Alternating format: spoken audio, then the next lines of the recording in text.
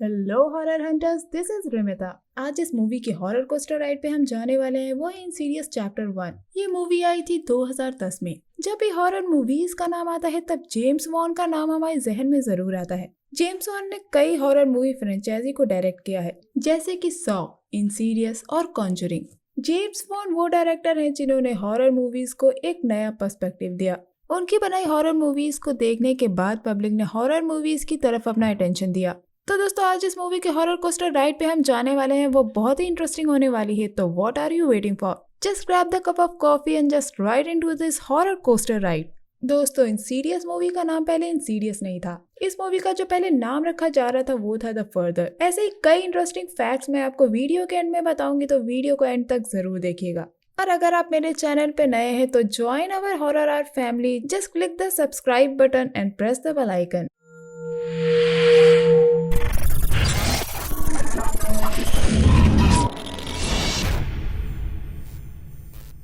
ये कहानी है लैम्बर्ट फैमिली की। लैम्बर्ट फैमिली हाल ही में नए घर में शिफ्ट हुए हैं। रेने सुबह उठ के नीचे आती है और अनपैक बॉक्स को देखती है। जब उसको एक एल्बम मिलता है तभी उसका बेटा डॉल्टन नीचे आता है और रेने और डॉल्टन दोनों बैठ के वो एल्बम देखते हैं। डॉल्टन रेने से पूछता है कि पापा की कोई बचपन की फोटो क्यों नहीं है, जिस पे रेने जवाब देती है कि उसको नहीं पता, लेकिन उसके पापा की कोई भी बचपन की फोटो नहीं है। डॉल्टन के पिता है जॉश, जो कि यूनिवर्सिटी में प्रोफेसर है। जॉश अपने काम पे जाने के लिए सुबह तैयार होता है। रेने अपने म्यूजिक शीट का बॉक्स ढूंढ रही थी लेकिन उसको नहीं मिलता और इस बारे में वो जॉश से पूछती है, लेकिन जॉश को इस बारे में कुछ नहीं पता और वो अपने जॉब के लिए निकल जाता है। रेने पियानो प्ले कर रही थी जब बेबी मॉनिटर पे उसको कैली की आवाज आती है। कैली रेने की सबसे छोटी बेटी है। रेने ऊपर कैली के रूम में जाती है और उसको वापस सुला देती है। तभी उसको सामने एटिक के दरवाजे से एक आवाज आती है, जैसे कोई लकड़ी चरमरा रही हो, और वो ऊपर एटिक में जाके देखती है तो देखती है कि सीढ़ी टूटी हुई है। इसके बाद वो लाइट बंद कर देती है और वहाँ से नीचे आ जाती है। डॉल्टन सीढ़ी पे बैठा खेल रहा होता है तो सामने का दरवाजा अपने आप खुलता है। डॉल्टन ऊपर एटिक में जाके चेक करता है। वो सीढ़ी पे चढ़ के स्विच ऑन करने की कोशिश करता है लेकिन गिर जाता है क्योंकि वो सीढ़ी टूटी हुई थी। और तभी डॉल्टन को वहाँ किसी की परछाई दिखाई देती है, जिसके बाद हम डॉल्टन की चीख सुनते हैं। उसकी चीख सुनते ही जॉश और रेने वहाँ आ जाते हैं। रेने डॉल्टन को एटिक में खेलने से मना करती है और कहती है कि यहाँ खेलना खतरनाक है। जॉश और रेने डॉल्टन को वहाँ से ले जाते हैं। तभी रेने वहाँ एक बॉक्स रखा देखती है और ये वही बॉक्स था जो रेने ढूंढ रही थी, उसकी म्यूजिक शीट का बॉक्स। रात हो जाती है और सब सो जाते हैं और डॉल्टन की रूम की खिड़की में हम कोई हलचल होते हुए देखते हैं। सुबह जॉश डॉल्टन को स्कूल के लिए उठाने आता है। वो डॉल्टन को उठाने की कोशिश करता है लेकिन डॉल्टन नहीं उठता। डॉल्टन की यह हालत देखने के बाद जॉश और रेने उसको हॉस्पिटल ले जाते हैं, जहाँ डॉक्टर बताता है कि डॉल्टन के दिमाग में कोई भी गड़बड़ी नहीं है। हमने उसके सारे टेस्ट किए हैं और सारे ही टेस्ट नॉर्मल है, लेकिन डॉल्टन कोमा में है और इसकी वजह डॉक्टर को नहीं पता। डॉक्टर कहता है कि डॉल्टन के कुछ टेस्ट रिपोर्ट आना बाकी है, जिसके बाद रेने और जॉश उसको घर ले जा सकते हैं। अब 3 महीने बीत गए हैं और डॉल्टन को हॉस्पिटल से घर शिफ्ट कर दिया गया है। रेने अपने बेटे की यह हालत देख के बहुत ही दुखी थी। वो पियानो प्ले करके अपना माइंड डाइवर्ट करने की कोशिश करती है। तभी बेबी मॉनिटर पे उसको किसी के फुसफुसाने की आवाज आती है, जो कि कैली के रूम से आ रही थी। और अब ये फुसफुसाने की आवाज और तेज होती जा रही थी। ये आवाज सुनने के बाद रेने हड़बड़ाई हुई कैली के रूम की तरफ भागती है और जब वो वहां जाके देखती है तो वहां कोई भी नहीं होता है। एक रात फॉस्टर रेने को बताता है कि वो अपना रूम चेंज करना चाहता है क्योंकि रात में डॉल्टन उठ के चलता है, जिसकी वजह से फॉस्टर डर जाता है।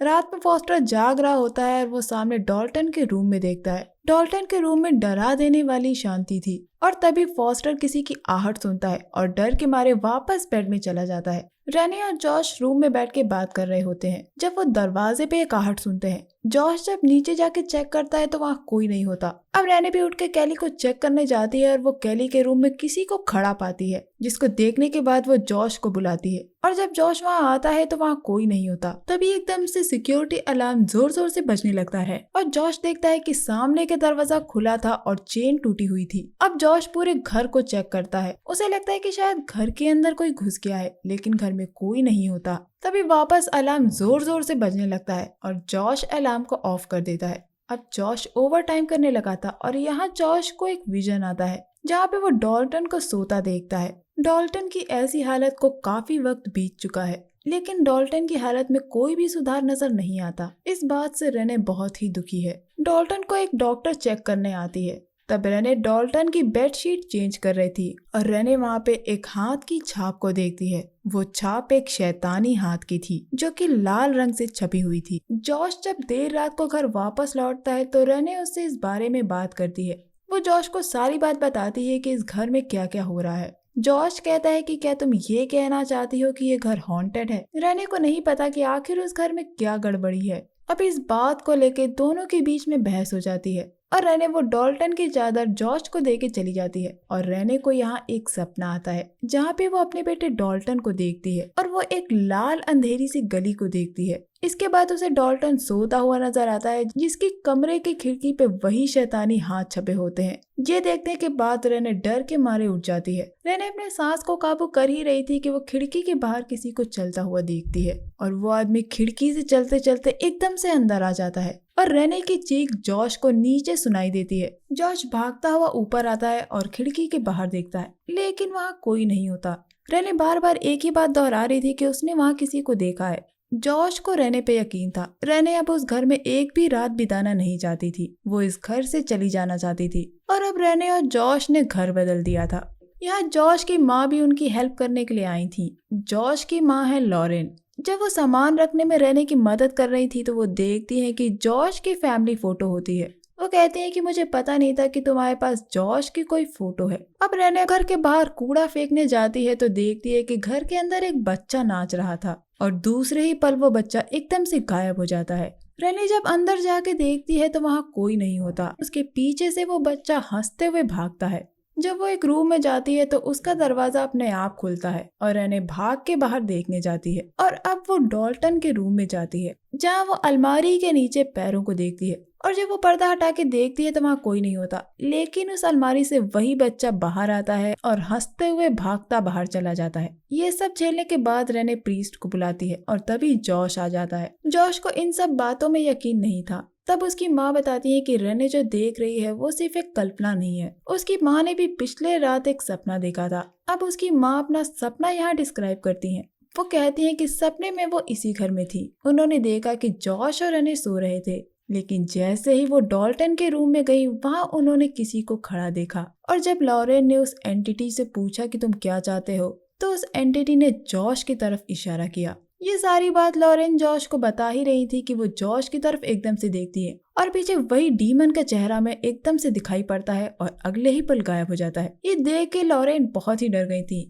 इसके बाद डॉल्टन के कमरे से जोर की आवाजें आती है और जब सब जाके देखते हैं तो सब कुछ इधर उधर बिखरा पड़ा था। चादर पे वही हाथ के निशान थे और डॉल्टन नीचे जमीन पे पड़ा था।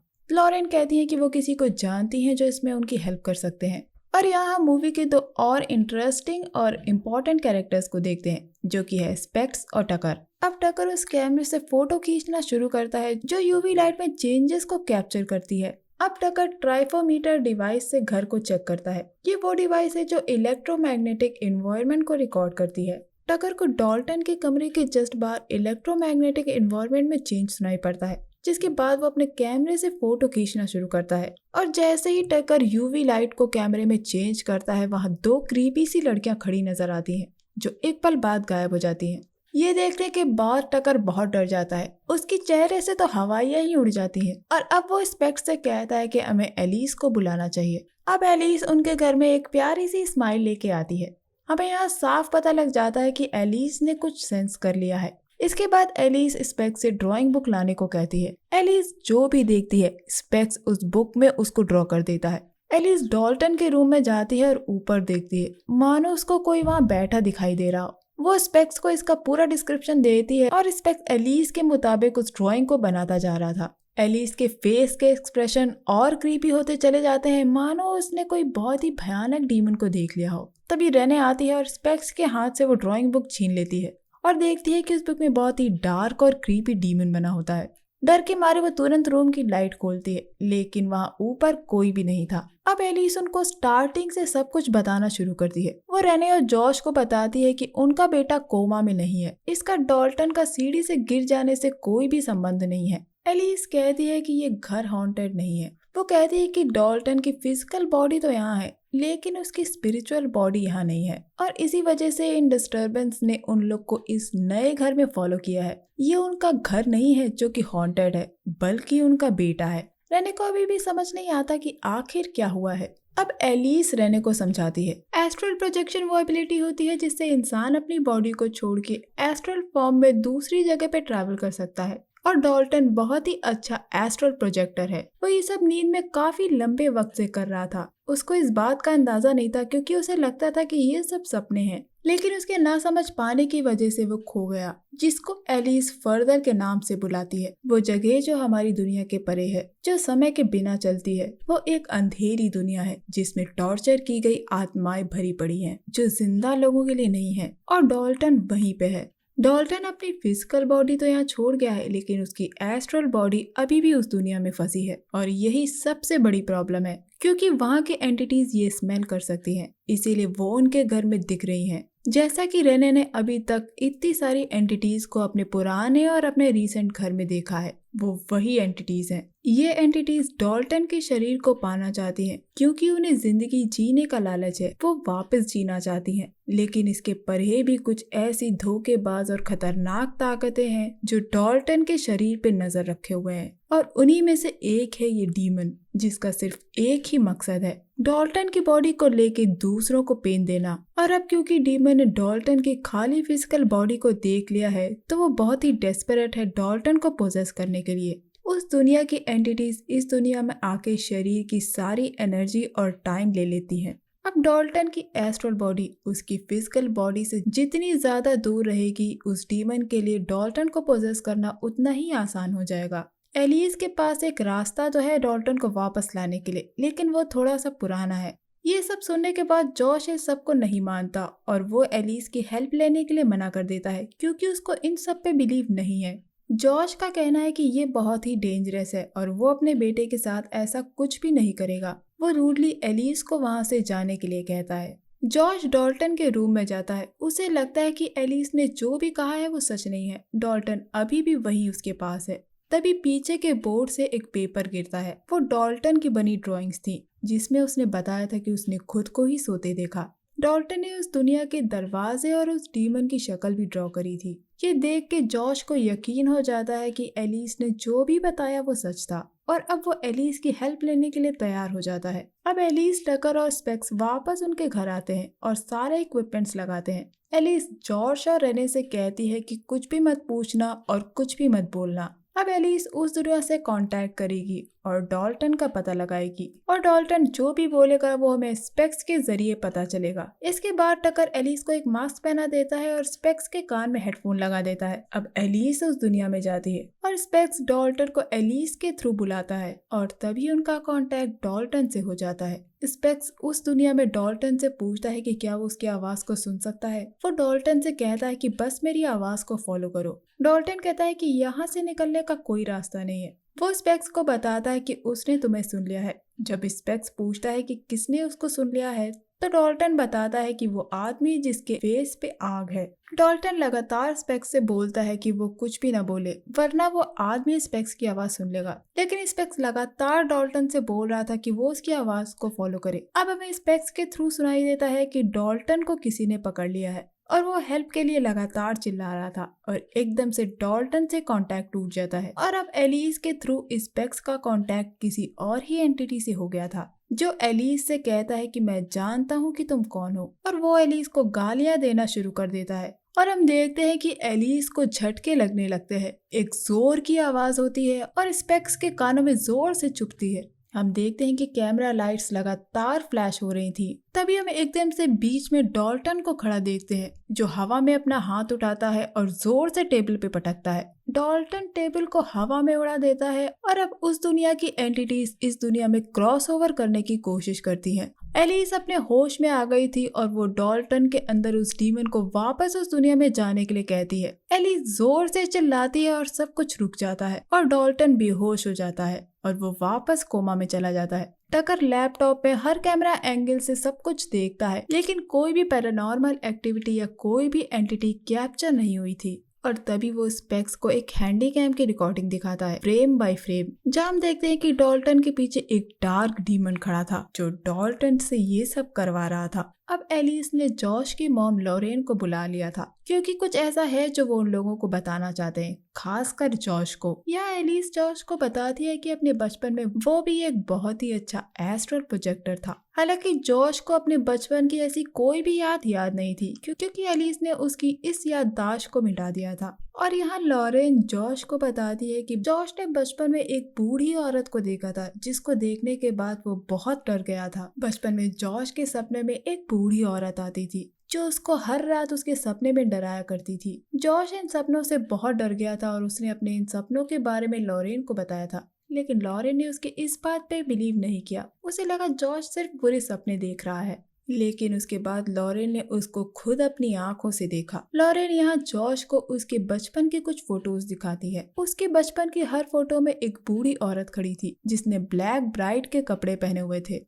लॉरेन को पहले लगा कि हो सकता है कि ये कैमरा का कोई डिफेक्ट हो, लेकिन जब उसने हर फोटो को चेक किया तो वो औरत हर फोटो में नजर आ रही थी, जो करीब और करीब आती गई। और इसके बाद लॉरेन ने जॉश की फोटोज लेना बंद कर दिया। एलिस बताती है कि उसके पास और कोई रास्ता नहीं था, इसीलिए उसने जॉश की इस एबिलिटी और उसकी मेमोरी को भुलवा दिया। लेकिन back of the mind Josh अभी भी डरता है अपनी फोटोज लेने से। इसके बाद एलिस ने लॉरेन को एडवाइस किया कि वो जॉश की फोटोज लेना बंद कर दे, उन फोटोज को छुपा दे ताकि जॉश इन यादों को भूल सके। जॉश एलिस से पूछता है कि आखिर वो औरत है कौन।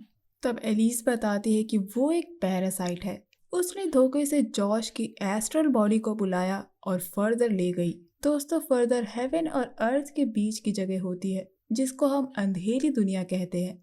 इस औरत ने जॉश की एस्ट्रल बॉडी को धोखा दिया और उसको उसी दुनिया में अपने साथ ले गई, ठीक उसी तरह जिस तरह डॉल्टन अब उस दुनिया में है। अब डॉल्टन को वापस इस दुनिया में लाने का सिर्फ एक ही रास्ता है कि जॉश उस दुनिया में जाए, क्योंकि वो एक बहुत ही अकम्प्लिश्ड एस्ट्रल प्रोजेक्टर है। एलिस जॉश को ये सब याद दिलाना नहीं चाहती थी, लेकिन उसने ये सब सिर्फ उसके बेटे को बचाने के लिए जॉश को याद दिलाया। वो कहती है कि आज जो भी हुआ उसके बाद डॉल्टन के पास अब ज्यादा वक्त नहीं है कि वो जॉश का उस दुनिया में इंतजार कर सके, और जॉश उस दुनिया में जाके अपने बेटे को बचाने के लिए तैयार हो जाता है। लेकिन इस दुनिया में जाने से पहले वो जॉश को बताती है कि वो उन एंटिटीज का ध्यान अपनी तरफ अट्रैक्ट ना करे, क्योंकि अगर उन लोगों को इसकी जरा सी भी भनक हुई कि जॉश उनमें से एक नहीं है तो वो जॉश की फिजिकल बॉडी को लेने के लिए इस दुनिया में चले आएंगे। अब एलिस जॉश को उस दुनिया में भेजती है और वो कहती है कि वो मेट्रोनोम की आवाज पे फोकस करे। अब जॉश उस अंधेरी दुनिया में पहुंच गया था। वो अपने आप को ही बैठा देखता है और एलिस फीड हो जाती है। वो वहां रखे लैंप को लेके अपने बेटे को ढूंढने निकल जाता है। वो उस अंधेरी दुनिया में हर तरफ अपने बेटे को खोजता है। वहाँ हर तरफ एकदम अंधेरा था। वो वहाँ पे एक बच्चे को भागता देखता है और एक पल बाद ही वो अपने आप का बचपन देखता है, यानी कि छोटा जॉश, जो एक तरफ इशारा कर रहा था। जॉश अपने पुराने घर में पहुंच गया था। वो व्हाइट गाउन में एक लेडी को ऊपर जाते देखता है। जॉश उसको फॉलो करते हुए ऊपर रूम में पहुंच जाता है और देखता है कि वहाँ एक औरत रो रही है। तभी उसको वापस कोई भागता हुआ नजर आता है और वो औरत गायब हो जाती है। वहाँ पे उसको एक मरी हुई फैमिली बैठी नजर आती है। जॉश एक लड़की के पास आता है और पूछता है कि क्या आपने मेरे बेटे को देखा है, और तभी गन शॉट की आवाज आती है। बाहर जॉश जाके देखता है तो वही औरत अपने हाथों में गन लिए खड़ी थी, जो क्रीपी तरह से मुस्कुरा रही थी। और एक पल बाद ही वो फैमिली जॉश के सामने एकदम से आती है और मुस्कुराती है, जिसको देख के जॉश डर जाता है। अब जॉश अपने घर के ऊपर वाले एटिक में जाता है और उसको वहाँ सामने वही लाल दरवाजा दिखता है जो उसने डॉल्टन की पेंटिंग में देखा था। यहाँ पे वापस वही आदमी आता है जो रेने को अपने घर में दिखा था, और यहाँ हम जॉश और उस आदमी के बीच में फाइट देखते हैं और जॉश उस आदमी को अपने से दूर फेंक देता है। अब जॉश उस लाल दरवाजे के अंदर चला गया था। वो जगह बहुत ही क्रीपी थी और वहाँ हर जगह लाल लाइट थी, और वहाँ पे जॉश को अपना बेटा रोते हुए मिलता है। जॉश डॉल्टन से बोलता है कि रोने की जरूरत नहीं है, मैं आ गया हूँ और मैं तुमको यहाँ से ले जाऊंगा। तभी डॉल्टन ऊपर की तरफ इशारा करता है और यहाँ हम उसी ब्लैक डीमन को देखते हैं जिसकी पेंटिंग जॉश ने बनाई थी और जिसको एलिस ने देखा था। जॉश अपने बेटे को चेन से छुड़वाता है और तभी वो ऊपर देखता है कि उस डीमन ने इन लोगों को देख लिया है और पलक झपकते ही वो डीमन जॉश के बगल में खड़ा होता है जो उसको दूर फेंक देता है। और जॉश का शरीर इस दुनिया में ये सब सफर कर रहा था। अब डीमन जॉश को उस दुनिया में मारना शुरू करता है और इस दुनिया में सारी चीजें हिलना शुरू कर देती हैं। जॉश की बॉडी जोर से हिलने लगती है। जॉश डॉल्टन को भागता हुआ नीचे लेकर आता है और दरवाजे से बाहर निकल जाता है, जिसके बाद एलिस बताती है कि जॉश ने डॉल्टन को खोज लिया है। रेने और लॉरेन कहते हैं कि जॉश को उठाओ, उसको इस दुनिया में वापस लाओ, लेकिन एलिस कहती है कि मैं उसको नहीं उठा सकती। जॉश को खुद ही अपना रास्ता इस दुनिया तक तय करना होगा। और उस दरवाजे से बाहर निकलने पे जॉश और डॉल्टन को हर तरफ अंधेरा नजर आता है। वो जिस तरफ भी मुड़ते थे वहाँ आत्माएं भरी हुई थी जो उनको चारों तरफ से घेर लेती हैं। तब रेने इस दुनिया में जॉश की फिजिकल बॉडी के थ्रू बोलती है कि मेरी आवाज को फॉलो करो, और उस दुनिया में ये आवाज गूंजती है, जिसकी वजह से ये आवाज वहाँ की आत्माएं और जॉश और डॉल्टन सुनते हैं। अब जॉश और डॉल्टन रेने की आवाज को फॉलो करना शुरू करते हैं और रेने की आवाज को उस दुनिया के कई स्पिरिट्स ने सुन लिया था। तभी एलिस स्पेक्स से कहती है कि वो जाके चेक करे। स्पेक्स एक फ्लैशलाइट के जरिए हर तरफ देखता है और उसको ड्रॉर में से एक हाथ बाहर आता नजर आता है, जिसको देख के वो डर के मारे बाहर आ जाता है। तभी एलिस जोर दे के लॉरेन से कहती है कि वो तुरंत जाके डॉल्टन को चेक करे। और अब उस दुनिया की सारी स्पिरिट इस दुनिया को क्रॉस ओवर करना शुरू कर देती हैं। उधर जॉश और डॉल्टन दूसरी दुनिया में अपने प्रेजेंट घर में पहुंच गए थे। जॉश और डॉल्टन पीछे के दरवाजे से अंदर चले आते हैं। डॉल्टन जॉश से कहता है कि पापा हमें जल्दी करना चाहिए, हमारे पास ज्यादा वक्त नहीं है। डॉल्टन हर कमरे में जाके अपनी बॉडी को ढूंढता है, बल्कि वो डीमन उसको मिल जाता है। वो डॉल्टन की एस्ट्रल बॉडी को किसी भी तरीके से छोड़ना नहीं चाह रहा था। वो डॉल्टन का पीछा करता है। तभी यहाँ जॉश को शीशे में वही बूढ़ी औरत दिखाई देती है जो उसको बचपन में हॉन्ट किया करती थी। वो उस औरत से पूछता है कि तुम कौन हो, और हम उस औरत के चेहरे पे एक शैतानी हंसी देखते हैं। जॉश उस औरत से कहता है कि वो उसका पीछा छोड़ दे, और इधर रेने अभी भी जॉश को उठाने की कोशिश कर रही थी। जॉश उस बूढ़ी औरत पे जोर से चिल्लाता है और हम देखते हैं कि वो बूढ़ी औरत चली जाती है और जॉश को होश आ जाता है। इधर डॉल्टन ने भी अपनी फिजिकल बॉडी ढूंढ ली थी और वो अपनी फिजिकल बॉडी में वापस लौट जाता है, जिसके बाद डॉल्टन के शरीर में हरकत नजर आती है और डॉल्टन की एस्ट्रल बॉडी अब उस दुनिया से निकल के वापस इस दुनिया में आ जाती है और डॉल्टन को होश आ जाता है। आखिरकार जॉश ने अपने बेटे को उस दुनिया में ढूंढ लिया था और वो एलिस की मदद से उसको इस दुनिया में ले आने में कामयाब रहा, और एलिस ने जॉश और डॉल्टन दोनों की जिंदगी बचा ली थी। इसके बाद हम देखते हैं कि डॉल्टन रेने और लॉरेन के साथ बैठ के खा रहा होता है। वो लोग डॉल्टन को वापस पाके बहुत खुश थे। इधर जॉश वापस अपनी पुरानी फोटोज को देखता है और एलिस को थैंक यू कहता है, क्योंकि एलिस ने ही उसको दूसरी दुनिया दिखाई थी। जैसे ही जॉश उन तस्वीर को वापस एलिस को देता है, एलिस को जॉश में कुछ नजर आता है और एलिस चुपके से कैमरा लेती है और जॉश की फोटो खींच देती है।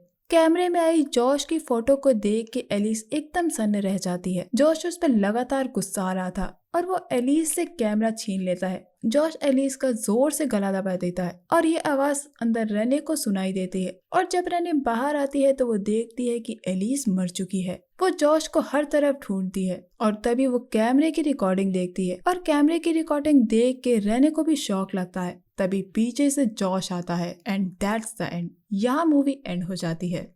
आखिर रेने ने उस कैमरा फोटो में ऐसा क्या देख लिया था जिसको देख के उसे शौक लगा? दोस्तों ये तो हमें इंसीडियस चैप्टर 2 में ही पता लगेगा। तो दोस्तों जैसा कि मैंने आपको वीडियो की स्टार्टिंग में कहा था कि मैं वीडियो के एंड में इंसीडियस चैप्टर 1 के फैक्ट्स डिस्कस करूंगी, एंड हियर वी गो। दोस्तों इस मूवी को शूट करने के लिए 3 हफ्तों का वक्त लगा था। आप इस मूवी की जब थीम म्यूजिक सुनेंगे तो उसमें 33 वायलिन्स यूज किए गए हैं। इस मूवी ने 2011 के फ्राइट मीटर अवार्ड्स के 2 अवार्ड्स जीते। पहला बेस्ट हॉरर मूवी और दूसरा बेस्ट सपोर्टिंग एक्ट्रेस, जो कि लिंडशे को मिला, जिन्होंने इस मूवी में एलिस का कैरेक्टर निभाया है। जैसा कि मैंने आपको वीडियो की शुरुआत में बताया कि इंसीडियस का पहले नाम द फर्दर होने वाला था, जिसको बाद में चेंज करके इंसीडियस रख दिया गया।